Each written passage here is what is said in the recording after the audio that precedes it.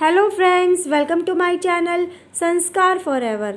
Friends, मैं आज जो वीडियो आपके लिए लेकर आई हूँ वो इंदिरा एकादशी पर आधारित है।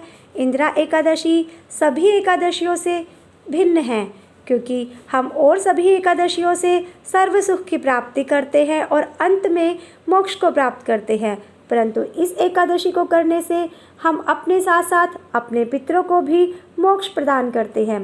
तो चलिए देर ना करते हुए शुरू करते हैं हम इंदिरा एकादशी की कथा। पितृपक्ष अर्थात अश्विनी के कृष्ण पक्ष की यह एकादशी इंदिरा एकादशी कहलाती है।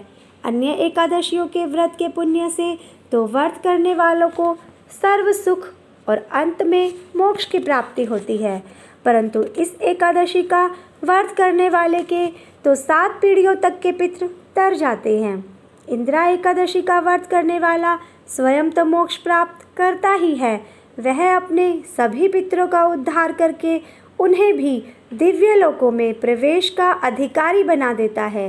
इस एकादशी को भगवान शालिग्राम की पूजा की जाती है तथा पूजा में प्रसाद में तुलसी दलों का अर्थात तुलसी की पत्तियों का प्रयोग अनिवार्य रूप से किया जाता है। एक बार धर्मराज युधिष्ठिर ने पूछा, हे जनार्दन, अश्विनी मास के कृष्ण पक्ष की एकादशी का क्या नाम है? इसके व्रत की विधि और फल क्या है? सो कृपा करके कहिए।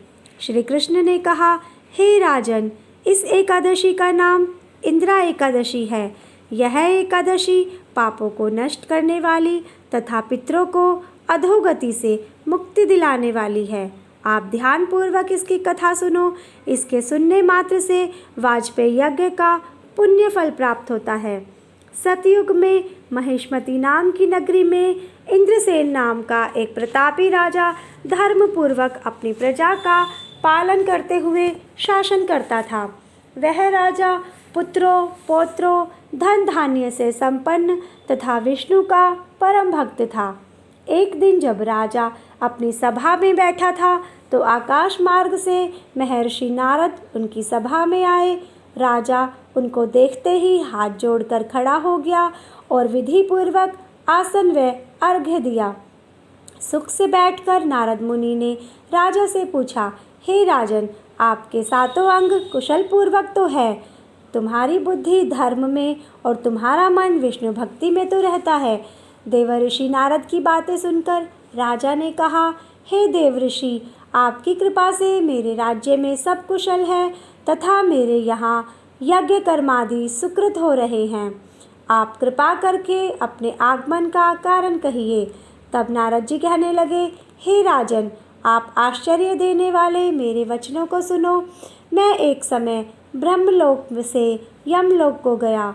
वहाँ श्रद्धापूर्वक यमराज से पूजित होकर मैंने धर्मशील और सत्यवान धर्मराज की प्रशंसा की। उसी यमराज की सभा में महान ज्ञानी और धर्मात्मा तुम्हारे पिता को एकादशी का व्रत भंग होने के कारण देखा। उन्होंने जो संदेश दिया है वह मैं तुमसे कहता हूँ। तुम्हारे पिता ने कहलवाया है कि पूर्व जन्म में कोई विघ्न हो जाने के कारण मैं यमलोक में रह रहा हूँ। हे पुत्र, यदि तुम इंदिरा एकादशी का व्रत मेरे निमित्त करो तो मुझको स्वर्ग की प्राप्ति हो सकती है। तब राजा कहने लगा, हे देवर्षि, आप इस व्रत की विधि मुझसे कहिए। नारद जी बोले, हे राजन, अश्विनी मास के कृष्ण पक्ष की दशमी के दिन प्रातःकाल श्रद्धा सहित स्नान करना चाहिए। इसके पश्चात दोपहर को भी स्नान करना चाहिए। उस समय जल से निकलकर श्रद्धापूर्वक पितरों का श्राद्ध करें और एक समय भोजन करें तथा रात्रि को पृथ्वी पर शयन करें।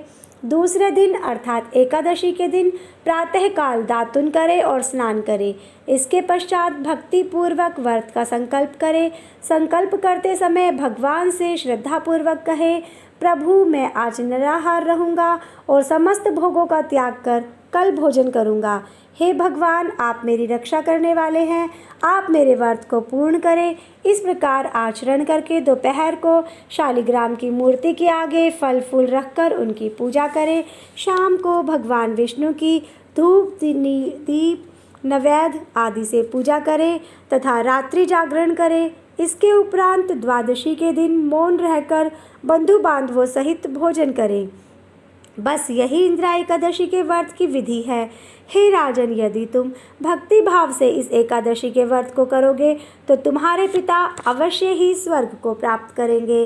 देवर्षि नारद राजा को यह उपदेश देकर अंतर्ध्यान हो गए। राजा ने इंदिरा एकादशी के आने पर बंधु बांधवों और दरबारियों सहित इस व्रत को किया।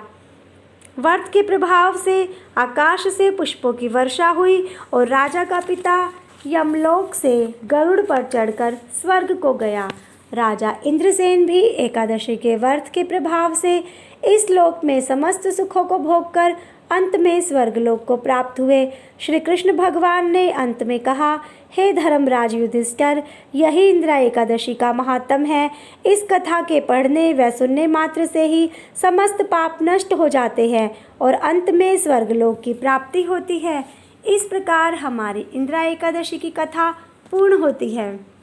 फ्रेंड्स, अगर आपको मेरी वीडियो पसंद आई हो तो प्लीज़ मेरी वीडियोस को ज़्यादा से ज़्यादा शेयर कीजिए, लाइक कीजिए और आपको वीडियो कैसी लगी मुझे कमेंट बॉक्स में लिखकर ज़रूर बताएं।